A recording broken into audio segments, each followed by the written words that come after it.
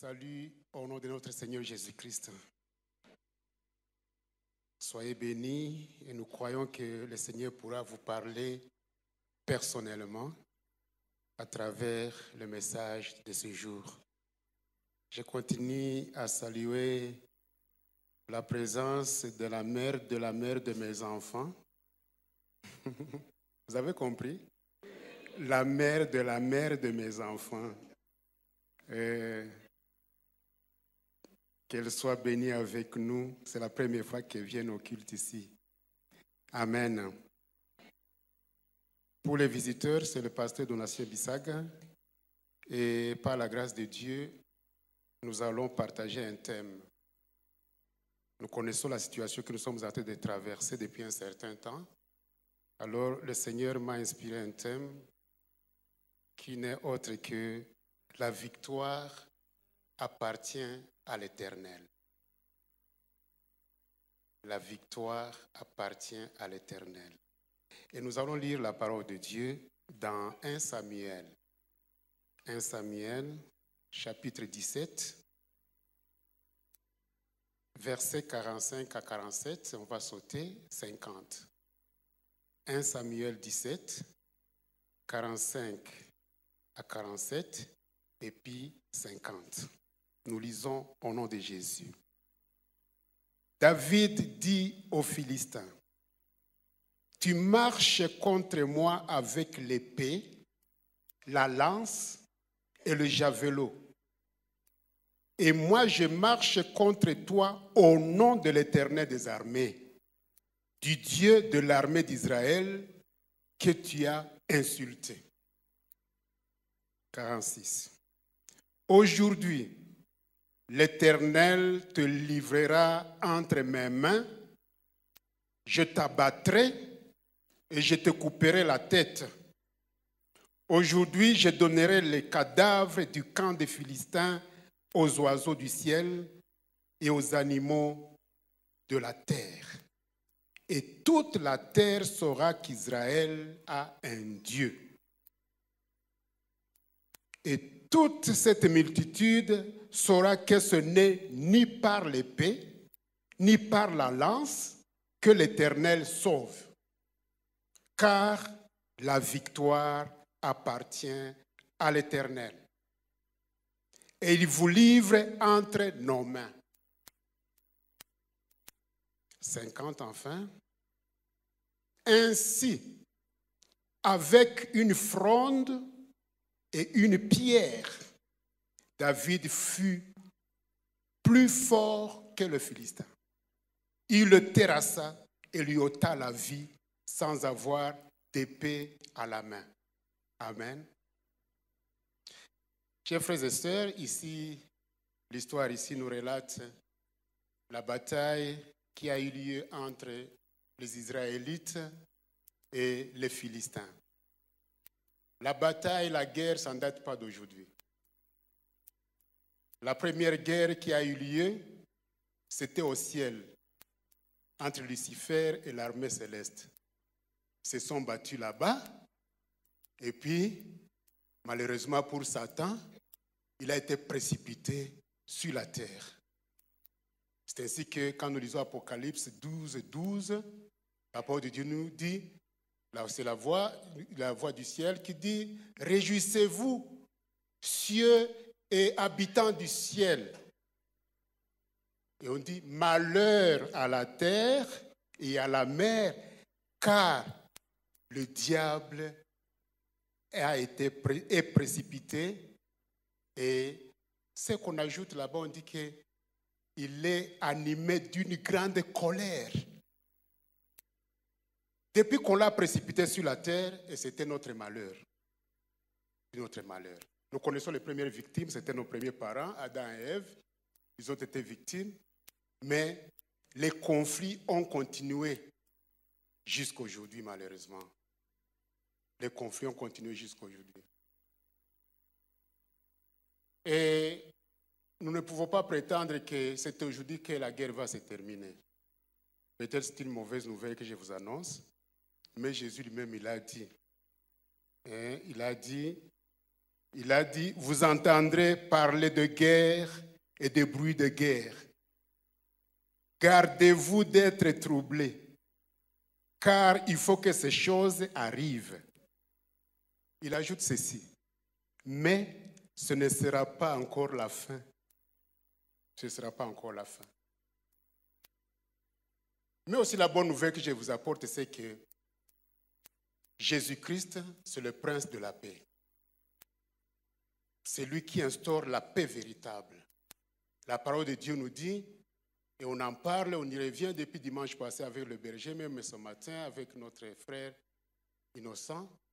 La parole de Dieu nous dit dans Ésaïe 9, verset 5, dit « Car l'enfant nous est né, le Fils nous est donné. » On dit « La domination reposera sur son épaule. » On ajoute ceci, on l'appellera admirable, conseiller, Dieu puissant, Père éternel.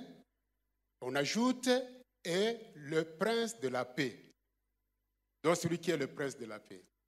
Donc la véritable paix, elle vient de Jésus-Christ. C'est Jésus-Christ qui peut nous donner la paix, même là où il y a la guerre. Avec la paix de Jésus-Christ, même dans le camp de Kanyaruchi-Nyaraba, on peut être en paix. C'est la paix du cœur, c'est la paix intérieure, contrairement à la paix du monde. Il a dit lui-même, quand nous lisons par exemple 1 Jean 14, 27, il disait ça à ses disciples, il dit, je vous laisse la paix, je vous donne ma paix. Je ne vous la donne pas comme le monde la donne. Donc il y a la paix que Jésus donne, il y a la paix aussi que le monde donne. La paix que le monde donne, c'est la cessation des hostilités. Nous pouvons apprendre par exemple qu'il n'y a plus de guerre dans notre pays. Ça, c'est la paix du monde. La paix du monde. Mais la paix de Dieu, elle va au-delà de ce que nous voyons. La paix de Dieu. Et c'est la paix qui est la véritable. Cette paix de Dieu, nous ne pouvons l'avoir que quand on est en situation de péché. Quand on est en situation de péché, on est en conflit avec Dieu. Pour qu'on puisse quitter ce conflit-là, il faut qu'on puisse signer un traité de paix avec Dieu. Et le traité de paix avec Dieu, nous le signons grâce à l'encre que nous appelons le sang de Jésus. Ça, nous pouvons lire dans Colossiens 1, 20.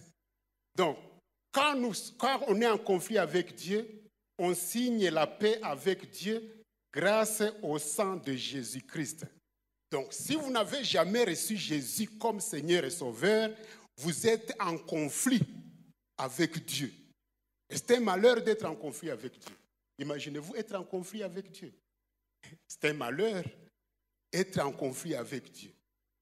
Alors, chers frères et sœurs, comme je le disais, la guerre ne date pas d'aujourd'hui. Ce que nous venons de lire ici, ça nous relate une bataille qui a eu lieu. Même dans le monde, nous avons appris, par exemple, qu'on a parlé de la Première Guerre mondiale. La Première Guerre mondiale. Et puis, après la Première Guerre mondiale, en 1919, on a signé on a créé ce qu'on appelait la Société des Nations. Tout ça pour la sauvegarde de la paix dans le monde. Donc, c'était supposé qu'après cela, il n'y aura plus de guerre. Il n'y aura plus de guerre.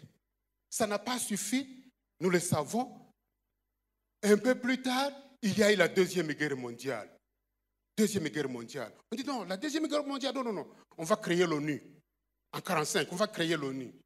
On a même signé ce qu'on appelle la Déclaration universelle des droits de l'homme. Hier, on a célébré, je crois, le 72e anniversaire, puisqu'on avait signé ça en 1948. On a dit, bon, ça c'est pour le maintien de la paix entre tous les États. Donc, c'est supposé qu'avec la Déclaration des droits de l'homme, il n'y aura plus de guerre, les pays vont s'entendre, on ne va plus parler de la guerre, de l'Ukraine, et tout, il n'y aura plus rien. Mais ça n'a pas suffi, il y a toujours des conflits. Ça, c'est la recherche, la paix du monde, elle est théorique, la paix du monde, elle est utopique.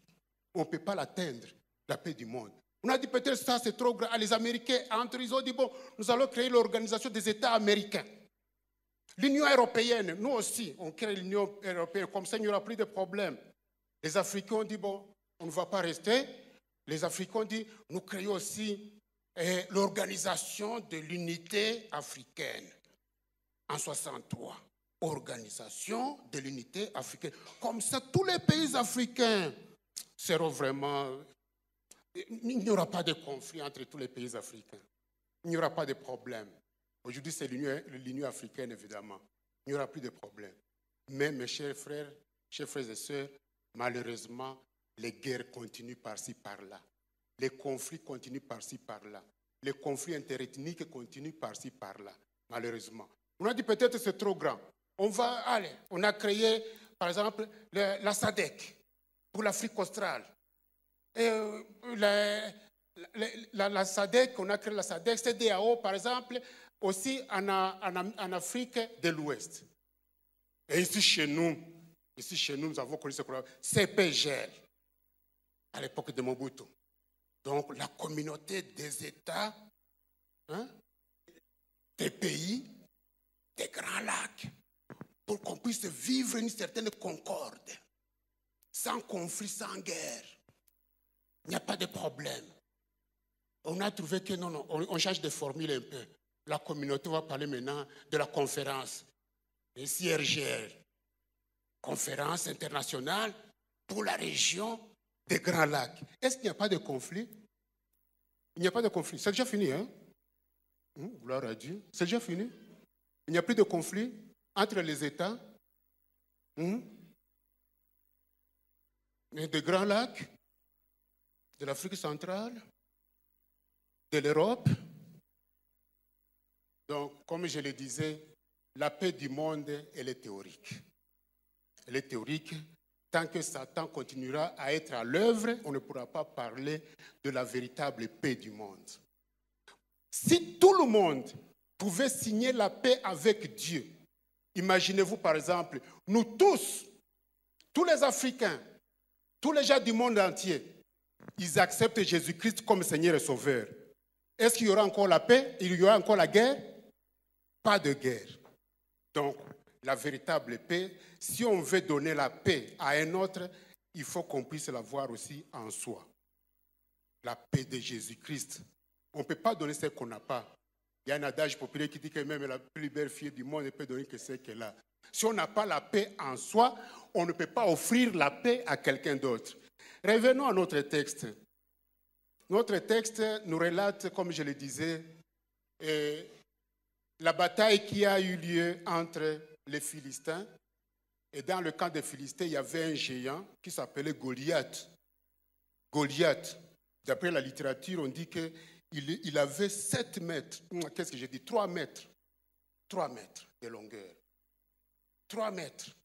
C'était un géant très fort, très aguerri. Alors, il était du camp des Philistins. De l'autre côté, il y avait les Israéliens. Les Israéliens, il y avait aussi David qui était dans leur camp. Alors, tellement que les Philistins combattaient presque chaque fois les Israéliens, ils les avaient déjà terrorisés pendant longtemps. Un jour, le jeune David se présente, un petit garçon. Il se présente, dit non, moi, je vais combattre ce type ici. Ses grands frères étaient là, 3 grands frères, ils disaient, toi, petit, toi tu vas mourir. Tu ne vois pas celui-là. Tu vas mourir. C'est pour ça que tu es venu ici. C'est pour ça que parce que leur papa, il l'avait envoyé pour qu'il puisse voir la situation de ses grands frères. C'est pour ça. Rentre. Tu ne vois pas celui-là. Il n'y a pas moyen. Mais la parole de Dieu nous dit qu'ils ont livré bataille et à la fin, David a été victorieux. Il a terrassé Goliath à l'aide tout simplement d'une pierre. Une pierre qu'il a lancée avec sa fronde. Il a lancé, la pierre est allée juste au niveau du front du grand Goliath. Et Goliath est tombé, il est mort. Amen. Le jeune garçon était animé par une certaine colère. Puis il avait dit, tu as insulté Dieu, tu as insulté les Israélites. C'est qu'il dit, je marche contre toi au nom de l'Éternel des armées, du Dieu de l'armée d'Israël que tu as insulté. C'est une colère. Chers frères et sœurs, toutes les colères ne sont pas mauvaises. Il y a ce qu'on appelle la colère sainte. C'est cette colère-là qui a caractérisé aussi Jésus. Jésus, quand il arrive dans le temple de son papa, il trouve les gens en train de vendre là-bas, en train de faire l'échange de monnaie, vendre les brebis, les pigeons et consorts. Il a dit, la maison de mon père n'est pas une caverne de voleurs. Il a pris un fouet. Il a fouetté. Ce fouet était sain. Il a fouetté. Donc, il était animé d'une colère aussi, une colère sainte. C'est comme si on peut voir quelqu'un, par exemple, il vient ici, il commence à casser notre chair ici. Si on ne peut pas se mettre en colère, c'est qu'on est aussi diabolique. Tu vois quelqu'un qui est tenté de casser comme ça. Tu vois quelqu'un qui est tenté d'insulter le berger, par exemple, puis tu t'étais comme si c'était normal. Entre en colère.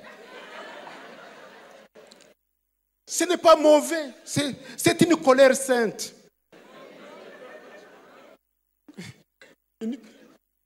C'est ça, une colère sainte. Mon frère, où on jette des pierres ici, par exemple, puis on est tranquille, on dit, au nom de Jésus. Non. On doit empêcher. Qu'est-ce que tu es en train de faire? C'était cette colère aussi qui a animé Jésus quand il a trouvé ces gens qui profanaient le temple, la maison de son père. David aussi dit non, ce type ici qui insulte même Dieu. Il insulte l'Éternel. C'est pas possible. Non. On va voir aujourd'hui. Effectivement, notre Dieu, il a été de son côté et nous savons ce qui s'est passé. Nous pouvons essayer d'épingler, chers frères et sœurs, 4 petites leçons en rapport avec le texte que nous avons lu. Nous allons revenir sur certains versets pour essayer de voir, pour essayer de comprendre encore ce que nous voulons dire. La première leçon que nous pouvons épingler ici, c'est qu'il y a l'esprit d'humilité dans la personnalité de David, évidemment. Esprit d'humilité. Esprit d'humilité. Il dit ceci, 45, 17-45, 1 Samuel 17-45, il dit ceci. Tu marches contre moi avec l'épée, la lance et le javelot. Et moi, je marche contre toi au nom de l'Éternel des armées, du Dieu de l'armée d'Israël que tu as insulté. Si c'était comme certains de nos serviteurs aujourd'hui, vous allez dire, attention, toi tu blagues avec moi. J'ai tué le lion, j'ai terrassé l'ours, alors tu vas voir de quel bois je m'échauffe aujourd'hui. Moi, je ne suis pas n'importe qui. Mais il dit ceci, il dit, moi je marche contre toi au nom de l'Éternel. Amen. Ça c'est l'esprit d'humilité. L'humilité précède la gloire. Ça, c'est l'esprit d'humilité. Ce n'est pas moi qui vais te combattre, mais c'est au nom de l'Éternel. Donc, c'est lui qui va combattre, en quelque sorte. C'est ce qu'on dit même dans le verset 47, dit, et toute cette multitude saura que ce n'est ni par l'épée, ni par la lance que l'Éternel sauve, car la victoire appartient à l'Éternel. Amen. La victoire appartient à l'Éternel. Il ne dit pas non, c'est moi. Puisque vous voyez quelqu'un qui a tué le lion, ce n'est pas n'importe qui. Hein? Il y a des gens qui ne sont même incapables de tuer même un rat. Hein? Mais David, il a tué un lion. Il a tué des ours. Ce n'est pas n'importe qui. Mais il n'a pas brandi tout cela. Il n'a pas brandi tout cela. Il dit, ça sera au nom de l'Éternel. Puis la victoire appartient, quand nous lisons la version d'Arbi, il dit, la bataille appartient à l'Éternel. C'est l'Éternel qui combat, ce n'est pas nous. Aujourd'hui, nous voyons certains serviteurs, il a prié pour quelqu'un seulement qui avait l'atout, et puis l'atout se termine, il commence à appeler tous les gens du quartier qui ont l'atout, venez, moi je vais prier pour vous, l'atout va disparaître.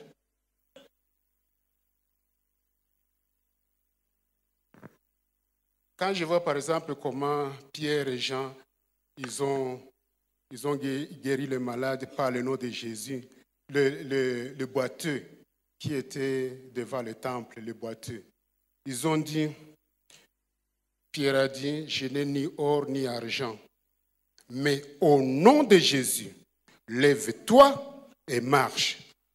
Si c'était aujourd'hui, les gens allaient dire, tous les paralytiques, venez à la même heure demain, alors vous allez guérir.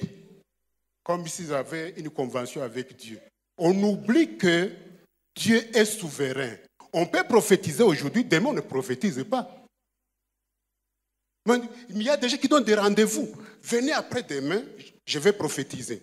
Venez après-demain, je vais guérir, je vais prier pour les malades vont guérir. Non, notre Dieu il est souverain. Il est souverain. Alléluia. Alors, David, lui, il a dit non, ce n'est pas, même si j'ai fait certains exploits dans le passé, et quand j'étais gardien, et quand j'étais berger, mais pour le cas d'espèce, c'est l'Éternel qui va combattre. Amen. La deuxième leçon, c'est l'esprit d'assurance. L'assurance. L'assurance qui est la foi en Dieu, la confiance en Dieu. L'assurance. Ça a caractérisé aussi David à 46 quand il dit « Aujourd'hui, l'Éternel te livrera entre mes mains. Je t'abattrai, je te couperai la tête. Aujourd'hui, je donnerai les cadavres du camp des Philistins aux oiseaux du ciel et aux animaux de la terre. Et toute la terre saura qu'Israël a un Dieu. » Ça, c'est la confiance. Il savait que son Dieu était capable. Son Dieu était capable de les délivrer. C'est pour cela que j'aime la parole de Dieu qui dit que tout ce que vous demanderez en priant, croyez que vous l'avez reçu. Et vous le verrez s'accomplir. Amen. Vous le verrez s'accomplir. Ça, c'est l'assurance en Dieu. C'est la foi. Ça, c'est la foi. Donc, David, il avait aussi la foi. Il avait aussi l'assurance. Et même Proverbe 28, 1 dit, le juste a de l'assurance comme un jeune lion. Le juste a de l'assurance comme un jeune lion. Donc, il fallait aussi que pour gagner la bataille, il fallait non seulement être humble et remettre le tout entre les mains de Dieu, mais il fallait aussi être sûr que Dieu, il va agir, Dieu, il est capable d'intervenir, Dieu, il est capable de... Nous sommes en train de vivre une situation difficile. Croyez, chers frères et sœurs, que notre Dieu, il est capable de dire même aujourd'hui, stop, et la guerre se termine. Capable. Jésus n'a pas hésité à dire à la mer, silence. Et la mer s'est tue. Silence. Il n'y avait plus de tempête. Il est capable. Lui ne combat pas, comme nous l'avons vu. Lui n'a pas besoin des avions. Dernièrement, quand nous avons vu un avion survoler, nous avons dit, en tout cas, c'est bon comme ça. Mais non. Lui, quand il veut combattre, il n'a pas besoin des avions. Il n'a pas besoin de chars de combat. Il n'a pas besoin il n'y a pas de tout ça. Les avions de chasse, les hélicoptères de combat. Il n'a pas besoin de tout cela. Notre Dieu n'a pas besoin de tout ça. Alors, la troisième leçon, c'est notre combat va au-delà du charnel. Notre combat va au-delà du charnel. David dit ceci. Tu marches contre moi avec l'épée, la lance. C'est ce qu'avait Goliath. Une lance qui pesait beaucoup. Avec la lance et le javelot. Et moi, je marche contre toi au nom de l'Éternel des armées, du Dieu de l'armée d'Israël que tu as insulté. Il dit ceci aussi, et toute cette multitude saura que ce n'est ni par l'épée, ni par la lance que l'Éternel sauve. Amen. Il n'a pas besoin de tout ça. Car la victoire appartient à l'Éternel, il vous livre entre nos mains. Donc, vous voyez, chers frères et sœurs, quand Dieu veut combattre, veut combattre, il n'a pas besoin d'être d'une aide. Dans la parole de Dieu ici, on nous dit que Saül, qui était le roi d'Israël à ce moment-là, il a donné son armure à David. Les javelots, il a donné même les... Je ne sais pas comment on appelle ça. Hein? La cuirasse, hein? Il a donné tout ça, beaucoup d'armes. Alors, quand le jeune David a porté cela, c'était trop lourd. Il ne savait même pas se déplacer. Il a dit non, non, non, non. Il laisse tout ça. Et j'aime Dieu. Notre Dieu n'aime pas qu'on puisse l'aider, puisqu'il n'aime pas partager la gloire à quelqu'un d'autre. S'il avait combattu avec ces armes-là, il dit, mais ces armes-là de Saül, il faut pas faire attention. Il faut faire attention. C'était des armes vraiment, c'était sophistiqué. Il dit, non, je laisse tout ça. Je laisse tout ça. Je vais combattre avec le nom de l'Éternel. Et il a combattu et il a gagné la bataille. C'est pour cela qu'il dit que ce n'est ni par l'épée, ni par la lance que l'Éternel sauve. Il n'a pas besoin de tout ça. Mais lui, il intervient comme il veut. Il peut même dire un mot tout simplement. On voyait Jésus, par exemple, des fois, il disait par exemple, ta foi t'a sauvé. Et puis quelqu'un, il est sauvé. Il dit, ta foi t'est guéri. Et quelqu'un est guéri, par exemple. Donc, il n'a pas besoin de beaucoup d'histoires, tout ça, pour qu'il puisse intervenir. Donc, il a refusé les armes de Saül. Et Dieu merci d'ailleurs, puisqu'il les avait utilisées, on allait dire, non, non, Saül aussi, il a une armure qu'il ne faut pas négliger. Il a aussi des avions. Comment on appelle ces avions encore qu'on a vu dernièrement? Il y a quelqu'un qui a fait la blague, il dit que c'est Sarkozy. Hein? C'est ça. Dieu n'a pas besoin de tout cela. Quand nous lisons la parole de Dieu dans 2 Corinthiens 10, versets 3 à 4, Corinthiens 10, 3 à 4, la parole de Dieu nous dit ceci. Si nous marchons dans la chair, nous ne combattons pas selon la chair. Car les armes avec lesquelles nous combattons ne sont pas charnelles. On ne combat pas avec les armes charnelles. Nous, les chrétiens, nous, les enfants de Dieu. On ne combat pas. On ne combat pas. Est-ce que vous avez vu quelqu'un qui est en train de combattre un sorcier avec, par exemple, des armes? Non. Non. C'est avec le nom de Jésus, tout simplement. Et puis, les sorciers peuvent aller. Donc, il dit, car les armes avec lesquelles nous combattons ne sont pas charnelles, mais elles sont puissantes par la vertu de Dieu pour renverser les forteresses. Amen. Notre Dieu n'a pas besoin des armes. Rassurez-vous, la grande arme que nous avons comme chrétiens, continuons à prier. Et la prière pourra nous délivrer. Nous ne sommes pas sur le champ de bataille, mais votre prière ici, elle a de l'impact sur ce qui se passe au niveau du champ de bataille. Amen. C'est ça. Prions tout simplement. Et c'est tout. Prions. Et puis, Dieu lui-même, il va combattre. Nous, on n'a pas la force de combattre, mais lui, il combat. Nous suivons ce qui se passe sur le terrain. Il est en train de combattre. En 4e lieu, nous allons parler de... C'est l'Éternel qui combat pour nous. La 4e leçon, c'est l'Éternel qui combat pour nous. David dit aux Philistins, tu marches contre moi avec l'épée, la lance et le javelot. Et moi, je marche contre toi au nom de l'Éternel des armées.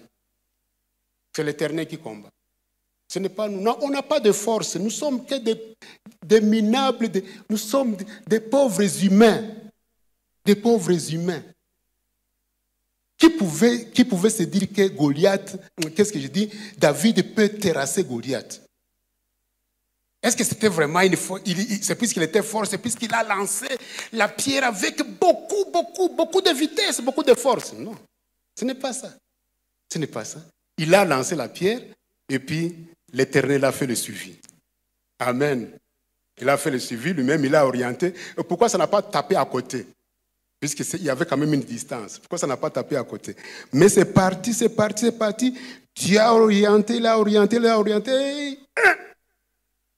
C'était fini. Il est tombé. La parole de Dieu nous dit que le jeune David, il s'est approché, il a pris son épée, il a tranché la gorge avec l'épée de ce type-là. Avec l'épée de ce type-là. C'est ce que Dieu fait. Tes ennemis, il ne faut pas t'en faire. Tes ennemis, il faut les laisser entre les mains de Dieu. Il va se charger d'eux. Il va se charger d'eux. On est désarmé, on ne sait rien faire. Et il faut dire, non, mon Dieu, moi je ne peux pas. Il n'y a que toi qui es capable. Il est capable. Même si ton ennemi il est armé de je ne sais comment, même si ton ennemi il est puissant de je ne sais comment, même si ton ennemi il a un pouvoir très fort, très exagéré, à telle enseigne que tu ne peux même pas t'approcher de lui, mais Dieu peut s'occuper de lui. Amen. Il peut s'occuper de lui. Il dit, et toute cette multitude saura que ce n'est ni par l'épée, ni par la lance que l'Éternel sauve. Car la victoire appartient à l'Éternel, comme nous l'avons dit, où la victoire appartient à l'Éternel. Nous avons beaucoup d'exemples dans la Bible où Dieu a combattu. Beaucoup d'exemples. Il y en a beaucoup. Les exemples sont légion. Nous connaissons par exemple l'histoire des Israélites quand ils devaient traverser la mer Rouge. Vous imaginez, vous arrivez à la mer Rouge, la mer est ici, comme tu peux arriver au lac ici, la mer est là. Et derrière vous, il y a les ennemis qui arrivent. Qu'est-ce que vous allez faire? Il n'y a que Dieu qui peut intervenir là-bas. Toi, tu n'as même pas un bâton. Mais les autres, ils ont des chars de combat. Toi, tu n'as pas un bâton, tu n'as rien. Et ils sont derrière. Et devant toi, il y a la mer ou le lac. Maintenant, qu'est-ce que tu vas faire? Il n'y a que Dieu qui peut intervenir en pareille circonstance. Il n'y a que lui. C'est pour cela que les Israélites, ils ont commencé à se plaindre contre Moïse. Oui, il fallait nous laisser là-bas. Est-ce que là-bas, en Égypte, il n'y avait pas de sépulcre? Est-ce que là-bas, tout. Mais qu'est-ce qu'il leur a dit? Au verset Exode 14 dit, l'Éternel combattra pour vous. Et vous, gardez silence. Amen. Je t'annonce, c'est la bonne nouvelle que je t'amène. Sache que dans ton problème, l'Éternel combattra pour toi. Et toi, garde silence. Garde silence. Puisque quand nous parlons de Goliath, sur le plan religieux, Goliath, il incarne ou il est l'image de Satan. C'est l'image de Satan. C'est l'image des difficultés que nous rencontrons. Tu peux avoir des difficultés, c'est peut-être un problème de maladie, c'est peut-être un problème, on est en train de te pourchasser au niveau du service, ou bien on t'a déjà, c'est l'échec que tu as connu à l'université. Tout. Considérez que ce problème-là, c'est Goliath. Alors, nous allons, avant de terminer, nous allons combattre nos Goliaths. Les Goliaths qui sont en train de nous accabler dans notre vie, et notre Dieu, il est capable de nous aider à les terrasser. Les Goliaths. Il va nous aider à les terrasser. J'aime aussi ce que la parole de Dieu nous dit dans Deutéronome 3, verset 22. Dit, ne les craignez point, car l'Éternel, votre Dieu, combattra lui-même pour vous. Combattra lui-même pour vous. Donc, chers frères et sœurs, des fois, on cherche à tomber dans le piège de l'ennemi.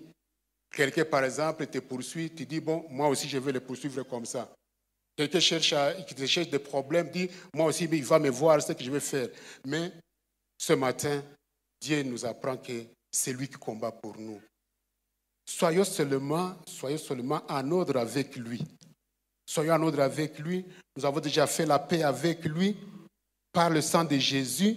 Et puis, tout ce que nous pouvons connaître comme combat, tout ce que nous pouvons connaître comme bataille, tout ce que nous pouvons connaître comme problème, laissons-les à Dieu. Dieu, il s'en charge véritablement et d'une façon efficace. Et le psalmiste dit ceci aussi, David il dit ceci, « Éternel, défends-moi contre mes adversaires. Éternel, Défends-moi contre mes adversaires. Combat ceux qui me combattent. Donc, gloire à Dieu, notre Dieu, il est capable, c'est l'Éternel des armées, il est capable de combattre pour nous et nous devons lui laisser toutes les charges, nous devons lui laisser tout ce que nous avons comme problème afin qu'il puisse s'en charger. Prions tout simplement et puis lui, il est capable de nous aider, il est capable de nous secourir. Romains 8, 37 dit, mais dans toutes ces choses, nous sommes plus que vainqueurs par celui qui nous a aimés. Nous sommes plus que vainqueurs par celui qui nous a aimés. Par Jésus, nous sommes vainqueurs. Nous ne devons pas avoir peur. Nous ne devons pas avoir peur. Même pour notre pays, nous ne pouvons pas avoir peur. Nous savons que notre pays a d'une vocation prophétique. Nous ne devons pas avoir peur. Dieu va nous aider. Mais comme je l'ai dit avant, comme Jésus l'a dit aussi, ce n'est pas encore la fin. Les armes peuvent se taire ici chez nous, mais ils vont faire du bruit ailleurs. Les armes peuvent se taire en Afrique, mais ils vont faire du bruit dans un autre continent. Jusqu'à ce que Jésus, le véritable prince de la paix, pourra revenir pour qu'il puisse instaurer la paix véritable. Amen. Mais nous pouvons dire, est-ce que Dieu, Jésus, qu'est-ce qu'il va faire? Est-ce que nous devons croiser les bras, etc., etc.? Non, non, c'est le prince de la paix. Il est capable de nous aider, mais ce qu'on nous demande tout simplement, comme je l'ai dit avant, c'est que nous puissions prier. Prier et prier encore. Qui pouvait s'imaginer que nous serions ici aujourd'hui?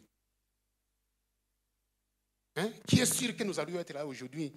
Il y a un mois, il y a quelques semaines. Qui peut dire, moi j'étais sûr que le 11, on allait être là. Il y a 3 semaines, il y a un mois. Mais notre Dieu, grâce à la prière, nous sommes là, il n'y a pas de problème. C'est ainsi que quand nous lisons 2 Chroniques 7, 14, dit, si mon peuple sur qui est invoqué mon nom s'humilie, prie et cherche ma face, s'il se détourne de ses mauvaises voies, je l'exaucerai du ciel.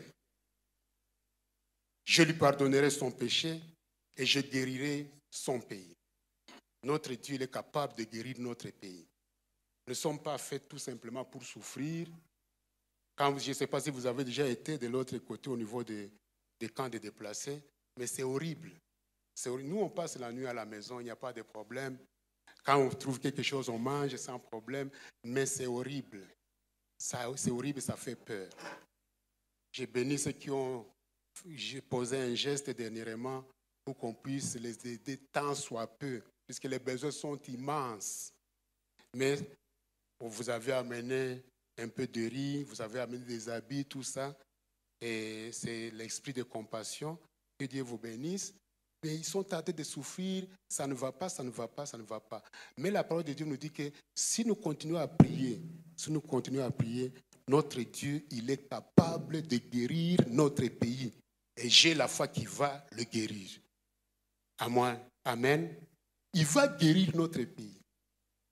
Puisque nous sommes victimes en fait de notre richesse. Mais pourquoi Dieu a mis cette richesse dans ce pays? Qui sait ça?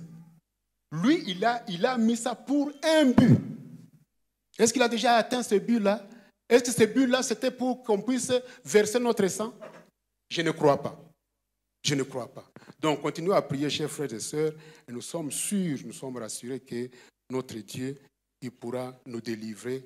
Un jour, nous allons dire, Dieu merci, gloire à Dieu. Notre richesse pourra nous aider pour la propagation de l'Évangile. Puis c'est pour cela qu'il a placé ça dans les pays. Cette richesse-là. Les gens disent qu'il est venu, et puis il était fatigué. À cet moment, il a dit, bon, il verse le tout là-bas. Mes chers frères et sœurs, cette richesse ici, c'est pour l'Évangile. Ce n'est pas pour autre chose. C'est pour l'Évangile. L'Évangile qui va partir du Congo et plus particulièrement de l'Est pour le reste du monde. Amen. Alors continuons à prier pour que... Et cela va se réaliser avant que Jésus ne revienne. Cela va se réaliser, continuons à prier. Et puis, même ça va aider pour l'évangile, mais aussi nous allons en bénéficier. Le lait et le miel, on va en prendre aussi, n'est-ce pas? Qui n'aime pas le lait, qui n'aime pas le miel? Il y en a, nous en avons ici. Nous en avons ici. Et j'espère que le moment venu, ça pourra nous aider, ça va aider aux Congolais. Donc, ayons la foi en Dieu. Vous voyez comment David a terrassé Goliath avec une petite pierre tout simplement. Il n'avait pas de lance-roquette, il n'avait pas de Karachnikov, il n'en avait pas. Mais il a terrassé un géant Goliath alors qu'il n'était pas capable. Ce n'est pas lui qui a combattu, mais c'est l'Éternel qui a combattu pour lui. C'est comme qui dirait, l'Éternel combat et puis il vous apporte la victoire comme sur un plateau d'or. Dis, prends la victoire, prends. J'ai combattu, prends la victoire. Et toi, tu dis, je suis victorieux. Amen. J'ai gagné. En réalité, c'est Dieu qui a combattu. Il a combattu et puis toi, tu as la victoire. Ça m'inspire un cantique. Il combattra pour nous. L'oiseau. Il combattra pour nous.